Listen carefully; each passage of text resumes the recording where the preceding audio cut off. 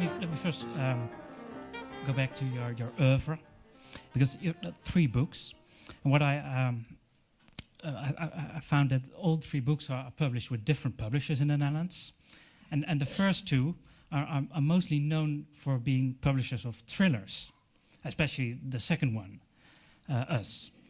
And now this book you've published with one of the most renowned literary publishers of the Netherlands. So I was wondering, does that reflect your development as a writer? I think yes, it does. It also just reflects the fact that I grew up. I was very young when my first novel, The Drowning People, was published, and my whole life I'd never wanted to do anything but write books. I never considered doing anything else. And then I wrote a book, and suddenly people want to publish it. But when you're very young, you don't know how publishing works. But no, as I gradually began to see the kind of books that some of my more commercial publishers published, I saw that I'd made a terrible mistake because I don't write books like that. And, you know, Us, Lotgenoten, is certainly not a thriller. Neither is my first book. Although someone dies in The Drowning People, the murderer tells you that he's the murderer on the first page. It's not about what happens, it's about why it happens, which has always been what interests me in fiction. To me, I think one of the most essential things is each writer has to answer this question: what makes a good novel? It's a very simple question, but the answers to it are very complicated, and they have to be individual. Nobody can tell you, this is a good novel, this is what you have to make. If you make it, it'll be fine.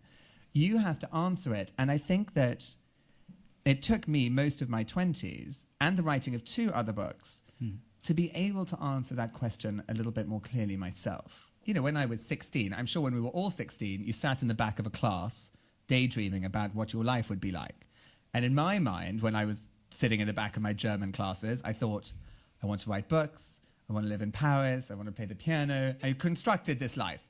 Very weirdly, every single part of it came true. You know, it mattered to... It felt very odd to live this sort of desired life and not enjoy it. But it taught me some things too about the problems with our veneration of celebrity as a culture in the West.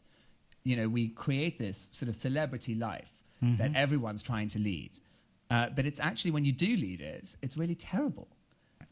Before we go more into detail about the new book, can I ask you to read a few pages? With pleasure. Chapter 1, The Lighted Rooms.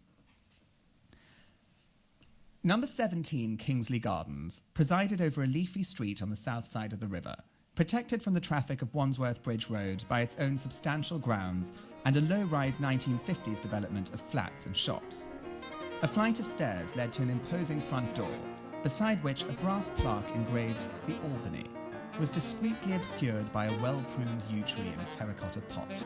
I would like to thank you for your coming here tonight. Well, and I'd like to thank you, and thank you for being my first Dutch audience.